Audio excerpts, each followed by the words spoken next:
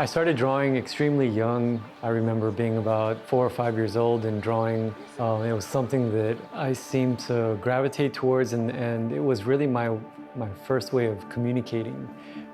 It was my way of connecting to others around me. Learning how to paint, learning how to construct an image, learning how to tell a story through images. I've always been very focused as an artist. And I knew early on that it was going to require committing a lifetime to honing in on my skills and my practice, trying to figure out ways in which I could use this work to generate a conversation.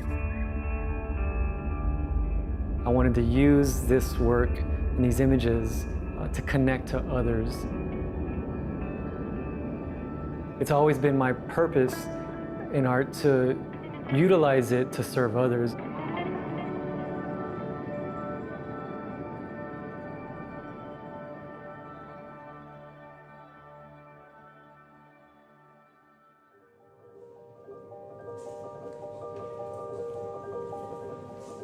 I could see that he was dealing with collective memory, but he was dealing with it in a very confrontational way.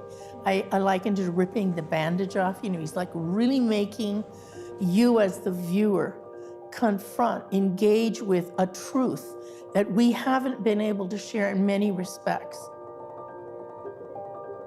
His work is so, I don't know any other word, so extreme, so incisive that you cannot avoid what he wants you to know. Well, I don't have many expectations from my viewers. The only thing that I try to incite is critical thought. And so this is something that I've carried very close to me for a very long time. Challenging others to be skeptical of what they think they've already seen has been one of the biggest challenges that I've presented myself in the studio. The first time we met was in 2016. I was going to Texas, no idea what to expect. I'd never met him before face to face. And I opened the door and I saw Vincent, and then I saw the city right behind him because he was working on the city, this painting. From across the room when I saw it, it was just a black and white and gray painting of a bunch of clan figures. But then you walk closer and you engage with them because they're all looking at you like you've interrupted something. I've always intended this work to function as a sort of radar. Its purpose has been to be an antenna, a social antenna. For example, when I created the city, my purpose in 2015 was to confront the elephant in the room in America. It was my way of saying, look around, we are not who we think we are. So you go up close and you realize, well, wait a second, you know, they're not all men. There's some women in there. There's a baby in a hood staring at you. Someone's looking at his or her iPhone. So you think, okay, now we're in the present day. You don't know who's under those robes, but they're looking at you and you're not welcome. It was talking about a moment that felt like where America was going and where it was headed, and who knew? It was entirely accurate. He kind of put his finger on something that was incredibly relevant and incredibly evocative about what was happening in our country.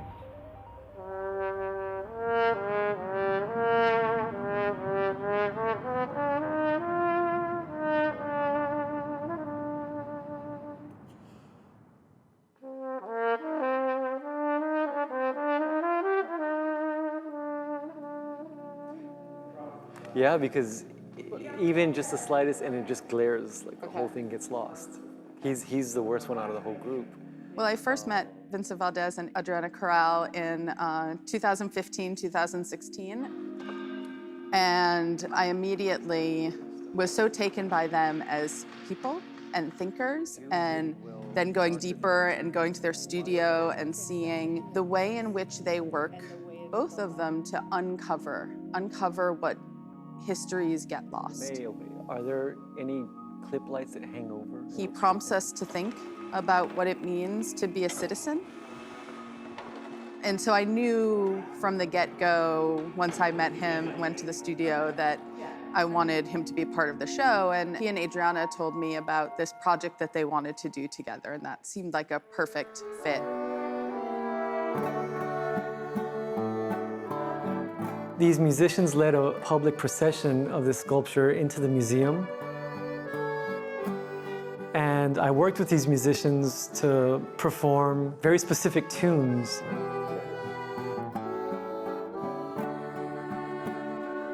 One of them being Las Golondrinas, which is more of a traditional Mexican song that's played at funeral ceremonies.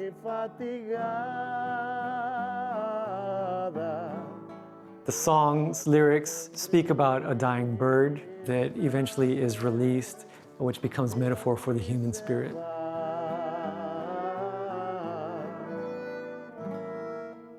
All of the work really gives us ways to speak about things that we don't often talk about. Through conversations, we were thinking about just how long the American Republic was and how many years that has been, which is 243. And so at that point, we thought, what if we asked 243 people to contribute a significant date that was either personal or historical or both? The day that Martin Luther King was assassinated, or 9/11. It could be something like that that is more known, or it could be something that somebody said where a family member had been deported. I wanted the piece to be monumental more than anything. Adriana reduced all of these written texts into ashes. These ashes were then handed back over to me. They were mixed into the patina, which is the final coating on that eagle. And so the eagle in itself becomes almost a funerary urn or tomb, a time capsule in a sense. It really was our memorial to a people's history.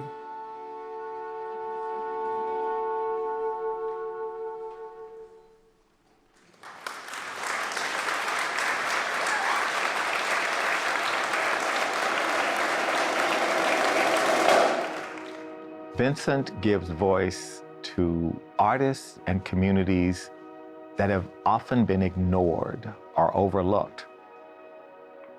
It's not that they didn't have a voice. The people represented in Vincent's paintings have a voice. They have always had a voice. It's just that until artists like Vincent came onto the scene, they were invisible in representation of life in America, certainly realistic representation of life in America. He's the Albrecht Dürer of Chicano artists. The social history behind these is very deep.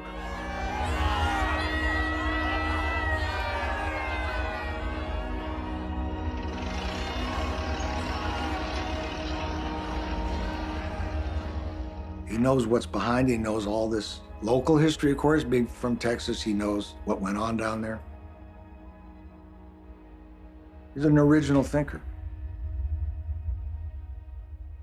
Much of my work is the important relationship between past and present. Filtering the present through the past allows me to examine my own complex relationship to American history.